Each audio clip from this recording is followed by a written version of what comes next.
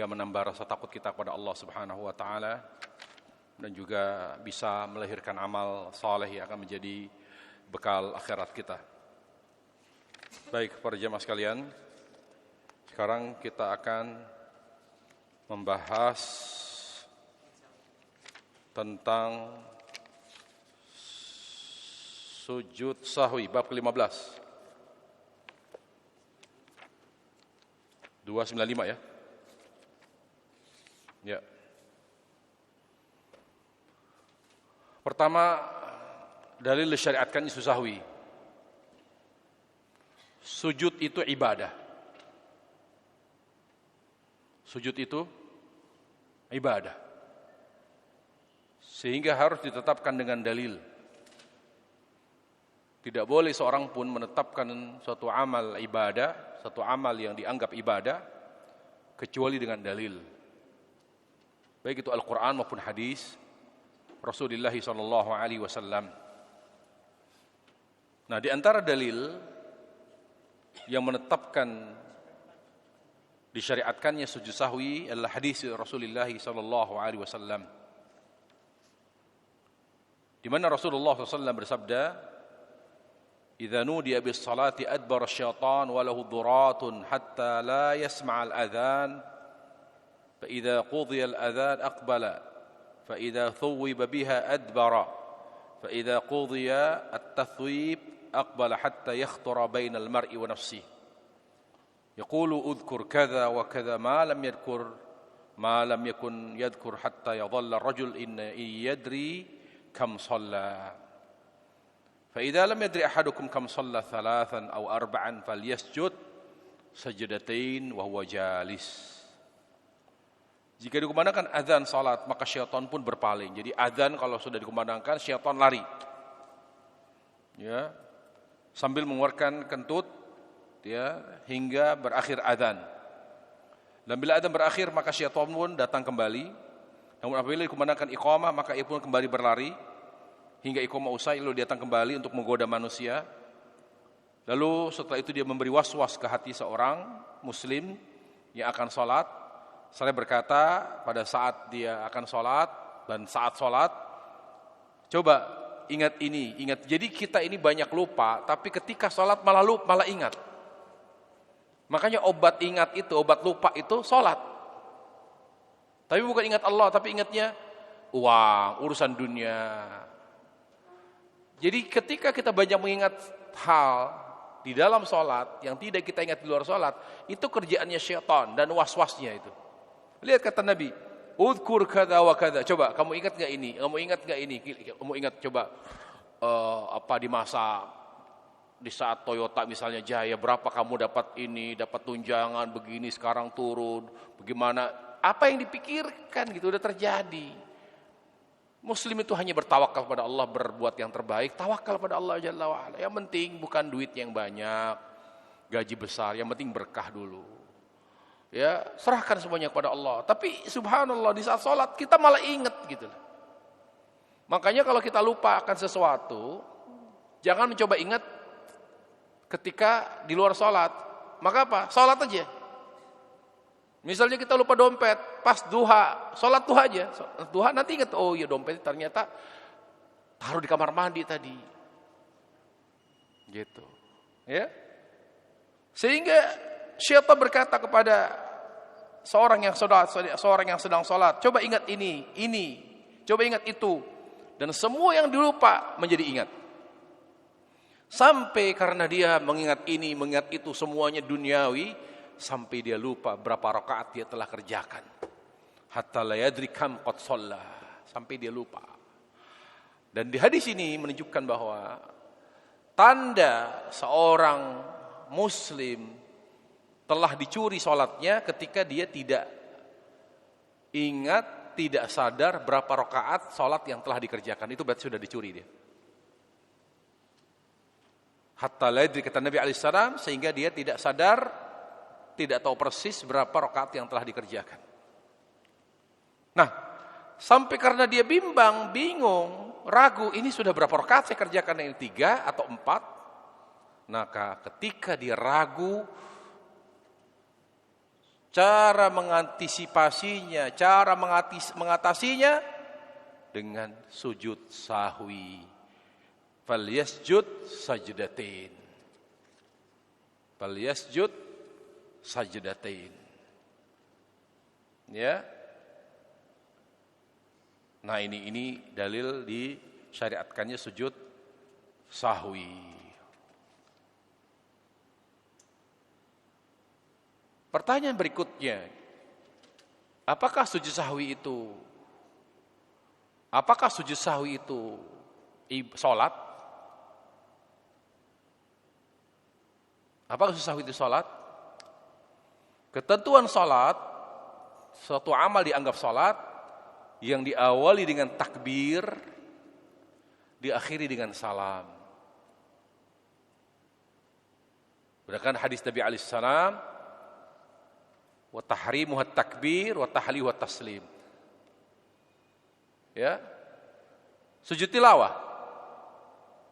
Salat atau bukan? Bukan, karena tidak diakhiri dengan salam. Ketika orang baca ayat sajdah lalu Allahu Akbar, lalu dia bangkit tanpa salam. Sujud sahwi termasuk salat, jadi disyaratkan padanya wudu. Jadi siapa yang sujud sahwi setelah salam, maka ketika misalnya setelah salam, lalu dia langsung buang angin dan ingin sujud sahwi, maka wudu dulu baru balik lagi sujud sahwi. Kayaknya sujud sahwi itu termasuk salat.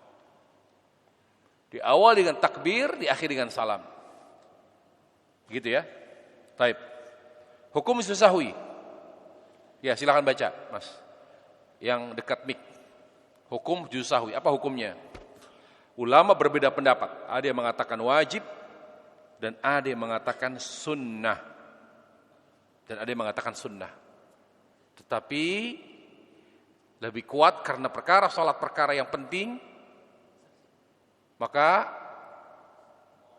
yang sahih dari pendapat ulama bahwa sujud sahwi hukumnya wajib. Wallahu alam. Saya cenderung kepada pendapat yang mengatakan sujud sahwi adalah wajib. Naam. Hukum sujud sahwi. Hukum sahwi adalah wajib berdasarkan dalil-dalil. Maksudnya sujud sahwi ya, hukum sujud sahwi maksudnya. Hukum sujud sahwi adalah wajib berdasarkan dalil-dalil yang lebih kuat dan pendapat yang lebih rojih. Namun kewajibannya hanya berlaku bagi imam dan yang sholat sendiri. Nah, jadi kalau imamnya salah, lalu dia tidak sujud sahwi, misalnya dia lupa imam melakukan tasyahud awal, tapi dia langsung berdiri dan tidak ya tasyahud awal, tapi dia langsung berdiri dan dilanjutkan ke rakaat berikutnya. Makmum tidak nyaman, gelisah dia, karena imam telah meninggalkan tasyahud awal. Padahal tasyahud awal hukumnya wajib. Ternyata setelah salam dia tidak sujud sahwi imam. Apakah makmum sujud sahwi? Lah. Ingat, sujud sahwi wajib hanya bagi imam dan bagi yang sholat sendiri. Jadi bagi makmum dia hanya ikut imam. Kadang-kadang kita beristihad, wah ini nggak benar imam ini. Saya merasa tidak nyaman, nggak terima dengan sholatnya, sujud sahwi sendiri deh. Lah, tidak syariatkan makmum untuk sujud sahwi. Karena kesalahan imam dia yang nanggung sendiri, makmum tetap mendapatkan pahala sempurna. Jadi jangan beristihad. Ya, kemudian Syekhul Islam Ibnu Taimiyah berkata, hukum sujud sahwi wajib karena dua alasan. Nah. Pertama, banyaknya hadis-hadis sahih dari Nabi SAW yang mengandung perintah beliau dan tidak ada dalil yang memalingkan perintah tersebut menjadi sunnah. Bahkan pada sebagian hadis tersebut terdapat perintah untuk melakukan sujud sahwi hanya karena adanya keraguan dalam sholat. Nah. Kedua, Nabi SAW senantiasa mengerjakannya dan tidak pernah meninggalkannya selama ada sebabnya. Ya, dua alasannya. Yang pertama perintah, dan perintah itu wajib. Tidak ada yang memalingkan dari wajib kepada sunnah. Perintahnya terus perintah, falyasjud, sujudlah, sujudlah. Yang kedua, Nabi enggak pernah meninggalkan kalau ada sebab susahwi, apakah lupa, apakah karena bimbang. Ya. Dan dalam prakteknya Nabi tidak pernah kalau mengalami sebab susahwi, beliau pasti susahwi, beliau pasti. Tidak pernah kita dengar Rasul tidak sujud sahwi ketika beliau mengalami suatu sebab yang menyebabkan susahwi. Beliau tidak pernah susahwi, selalu sujud sahwi. Itu alasan beliau. Kemudian 3 sebab susahwi. Jadi ingat, apa sebab susahwi saja? 3. Ya, ini penting. Jadi tidak boleh seorang saja susahwi. Karena susahwi itu tujuannya hanya menutup kekurangan seorang hamba ketika meninggalkan kewajiban sholat. Dia tidak bisa mengatasi ketika seorang muslim meninggalkan rukun. Jadi sujud sahwi itu dikerjakan ya pada asalnya ketika meninggalkan perkara wajib dalam sholat. Nanti khilaf para ulama apakah termasuk sunnah. Kalau misalnya perkara sunnah muakkadah ditinggalkan apakah sujud sahwi? Itu khilaf para ulama. Tapi ulama sepakat yang ditutup dengan sujud sahwi adalah ketika kita meninggalkan kewajiban dalam sholat. Sebabnya 3, apa saja? Pertama,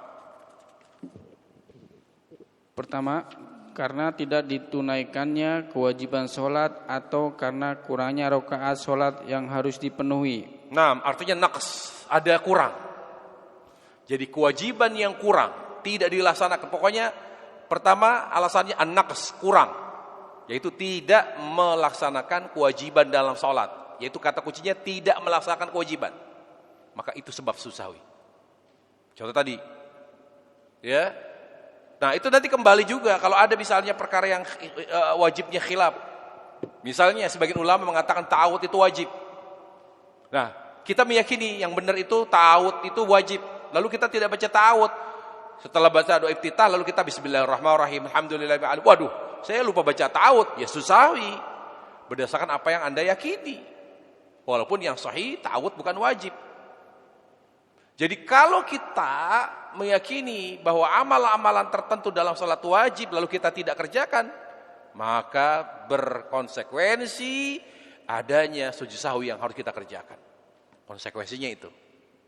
Konsekuensi hukum ya, hukum syar'inya seperti itu. Ya, contohnya 6.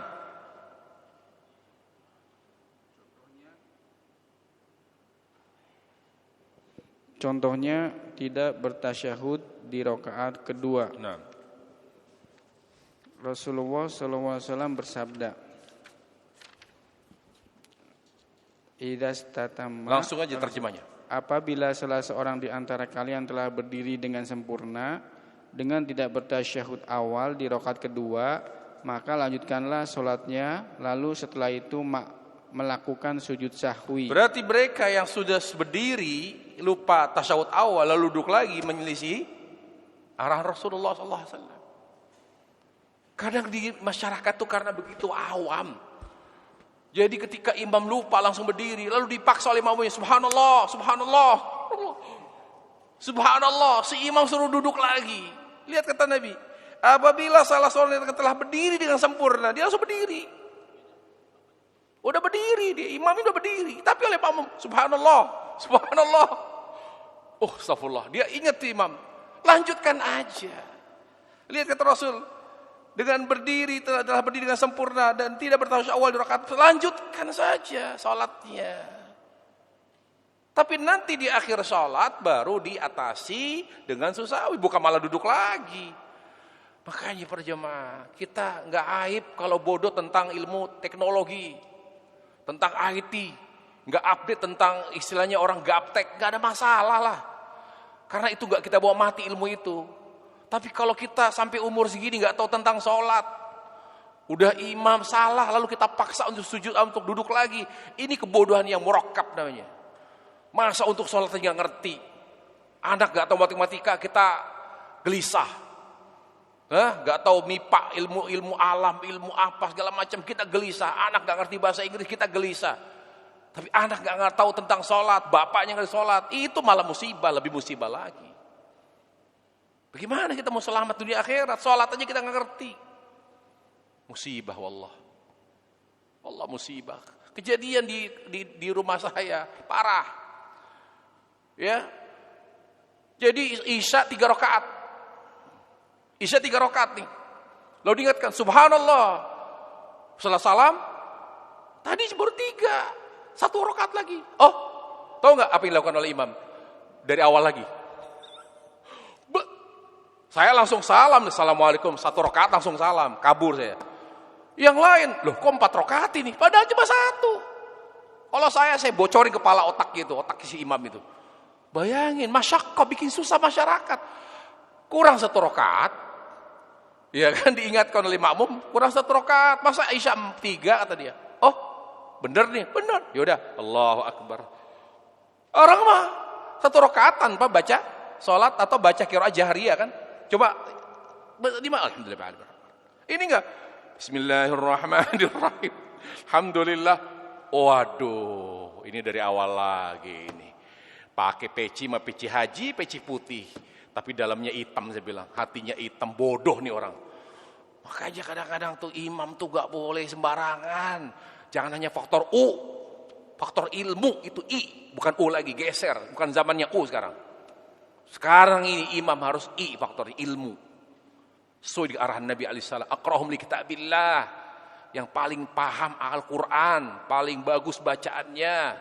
Fa in kanu fi kitabillahi sawa, fa'alahum bis sunnah, yang paling kalau Al-Qur'annya sama, yang paling paham masalah sunnah. Itu I. Kuncinya I, bukan U lagi. Udah enggak zamannya sekarang imam tuh U, enggak ada itu. Allahul musta'an.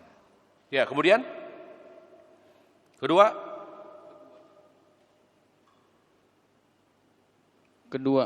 jumlah rakaat sholat yang dikerjakan lebih dari semestinya. Yang kedua berarti tambahan. Ketika dia mengerjakan maghrib 4, subuh 3, zuhur 5. Yang pertama sebabnya kurang, yang kedua menambah. Nah, dari Abdullah bin Mas'ud radhiyallahu anhu bahwa Rasulullah SAW pernah mengerjakan sholat duhur 5 rakaat. Lalu dikatakan kepadanya, apakah jumlah rakaat duhur ditambah kembali? Beliau pun menjawab, tidak ada penambahan. Kemudian dikatakan kepada beliau, tadi engkau melaksanakan sholat duhur 5 rakaat. Setelah mendengarkan maka beliau segera melakukan sujud sahwi. Hadis ini menunjukkan bahwa Nabi manusia, bukan Tuhan. Tidak boleh kita menyembah Rasulullah dengan sikap, dengan tutur kata yang menunjukkan ta'zim kita secara berlebihan kepada Rasulullah SAW. Karena beliau itu manusia, buktinya lupa. Beliau pernah mengerjakan zuhur 5 rakaat. Beliau juga manusia, lupa. Zuhur 5 rakaat. Lalu ditanya sahabat tidak beri menyalahkan. Mereka konfirmasi, ya Rasulullah, apa benar zuhur itu jadi 5 sekarang? 5. Setahu saya enggak 5, 4. Tapi engkau tadi mengerjakan 5 rakaat ya Rasulullah. Sepakat semua makmum sahabat mengatakan 5. Oh, kalau gitu baik. Lalu apa yang beliau lakukan? Langsung berdiri sujud sahwi. Langsung dia tegak duduknya langsung sujud sahwi. Berarti sujud sahwi disebabkan karena menambah amalan yang bukan bagian dari sholat. Yang pertama karena mengurangi amalan sholat, yang kedua menambah. Maka itu sujud sahwi. Baik, yang ketiga.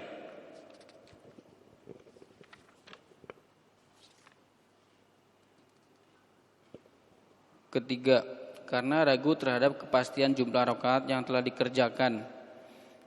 Rasul SAW bersabda, jika salah seorang di antara kalian ragu dalam sholatnya dan tidak mengetahui secara pasti berapa rakaat yang telah dikerjakan, apakah 3 atau 4 rakaat, maka abaikanlah keraguan tersebut dan berpijaklah kepada apa yang lebih diyakini, kemudian sujud sahwi sebelum salam.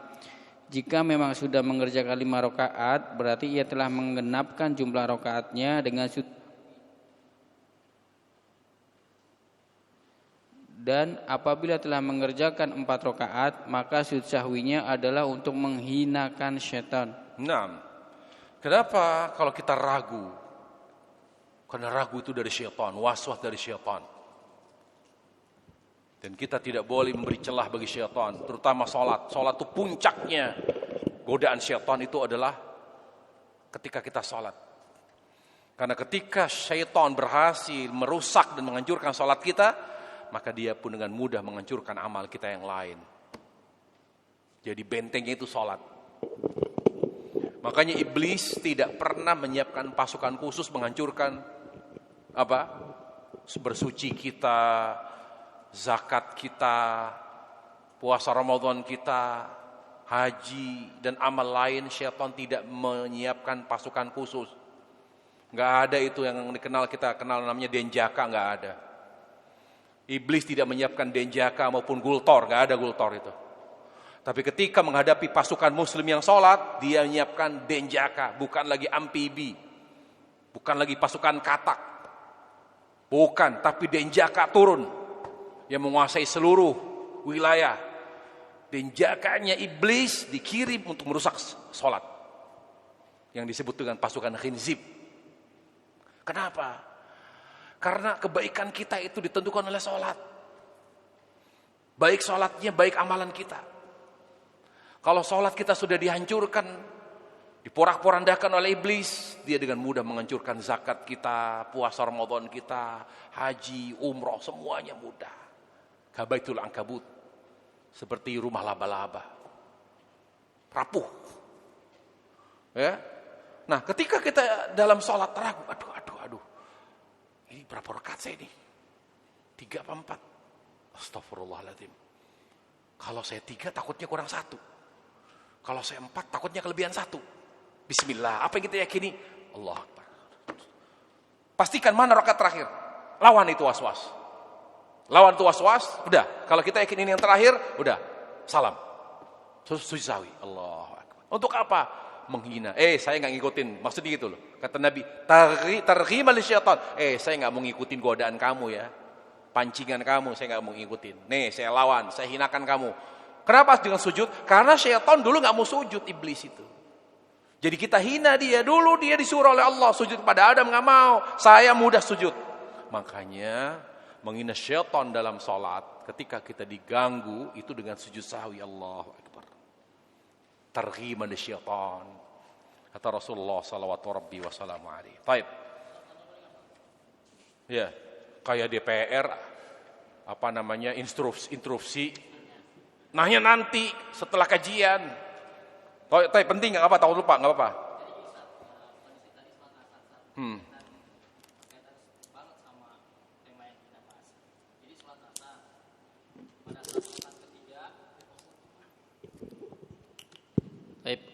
Pada saat sholat asar sudah masuk ke rakaat ketiga. Pada saat mau masuk ke rakaat keempat, tapi di situ imam ragu, artinya memberikan waktu sejenak duduk untuk memastikan. Kalau seandainya makmum mengucapkan subhanallah, imam bangun. Tapi kalau seandainya makmum diam saja, berarti yakin rakaat keempat. Tapi alhamdulillah kalau Allah ada yang menyebut baru subhanallah langsung bangkit lah imamnya. Okay. Baru sebut dia udah langsung connect. Yeah. Langsung kita bangkit lagi rakaat keempat. Okay. Tapi setelah salam tidak melakukan sujud sahwi, Ustaz. Bolehkah, Ustaz? Syukron. Nah, berarti pertanyaannya ketika kita lupa, ragu tadi, lalu kita sahwi. Sebetulnya yang sahih wajib para jemaah. Tapi ada ulama yang menyatakan sunnah muakkadah. Ya qaddarallah. Karena sudah terjadi tidak sahwi, enggak ada masalah. Tapi berikutnya jangan tidak sujud sahwi. Karena yang sahih, yang kuat itu wajib. Yang kuat itu wajib. Jadi kalau ada kesalahan dikit aja dalam perkara sholat, kita jaga betul. Karena ini, kenapa yang sahih wajib? Tadi dua alasan tadi. Nabi mengeluarkan perintah dan tidak ada yang memalingkan dari wajib kepada sunnah. Yang kedua, Nabi tidak pernah meninggalkan sujud sahwi. Selalu sujud. Padahal beliau itu sholatnya paling sempurna. Yang kedua, yang ketiga, sholat itu bekal terbaik akhirat kita. Lah kalau kita jaga sholat yang merupakan bekal terbaik dengan sujud sahwi, karena pasti kita banyak kekurangannya. Apa cara menutup kekurangan sujud sahwi? Atau menutup kekurangan pada sholat? Dengan sujud sahwi. Kita ini pasti banyak lupa, makanya sujud sahwi, jangan diremehin. Mungkin kita maklumi karena ketidaktahuan bahwa itu wajib. Berikutnya tolong, jangan tidak sujud sahwi, upayakan sujud sahwi. Karena sebab sujud sahwi ada adanya keraguan imam. Begitu ya. Jelas ya? Taib. Sedetik apa maksudnya? Dia ingat sedikit. Ya, dia kan ragu. Sementara makmum kan udah nungguin ini lah. Kok nggak berdiri ini? Tapi si makmum peka nih kok. Karena gini, jasa istirahat ada. Jadi istilahnya gini. Setelah rakaat ketiga kita duduk. Itu boleh tidak langsung berdiri, namanya duduk istirahat. Khilaf para ulama itu sunnah atau tidak, yang sahih sunnah. Karena sebagian ulama bilang tidak, Rasul duduk istirahat itu artinya tidak langsung bangkit karena beliau gemuk. Jadi berduduk dulu. Di bagian lah itu sunnah. Oke, kita amalkan sunnah. Tapi kan nggak lama-lama ini duduk. Imam nunggu, ini kok nggak ada yang sup ini, nggak ada sup nggak ada. Oh ada sup gitu. Ya udah langsung berdiri. Gitu. Berarti dia ragu, udah kebaca lah. Beda kalau cuma 1 detik, 2 detik, 3 detik. Kalau sampai 1 menit, itu duduk istirahat apa lagi nih, lama banget. Berarti makmum membaca, ini lupa dia. Ragu. Nah, berlakulah hukum sujud sahwi. Baik, terakhir para jamaah sekalian. Bacaan apa di sujud sahwi? Nggak ada bacaan khusus. Nggak ada. Apa yang kita baca kalau gitu? Ya baca pada saat bacaan sujud. Subhanaka rabbiyal a'la wa bihamdi. Adapun bacaan khusus yang beredar di masyarakat, itu tidak sahih hadisnya. Jadi pada sujud sahwi yang kita baca apa? Subhanallah, subhana rabbiyal azim, subhana rabbiyal a'la wa bihamdi, itu yang dibaca. Adapun yang beredar subhanallah wa la yanam, itu dhaif, lemah hadisnya. Gitu ya. Taib, saya kira demikian, sudah masuk waktu maghrib ya. Taib, jazakallahu khair, barakallahu fik. Subhanakallah bihamdika asyhadu an la ilaha illa anta astaghfiruka wa atubu ilaik. Assalamualaikum warahmatullahi wabarakatuh.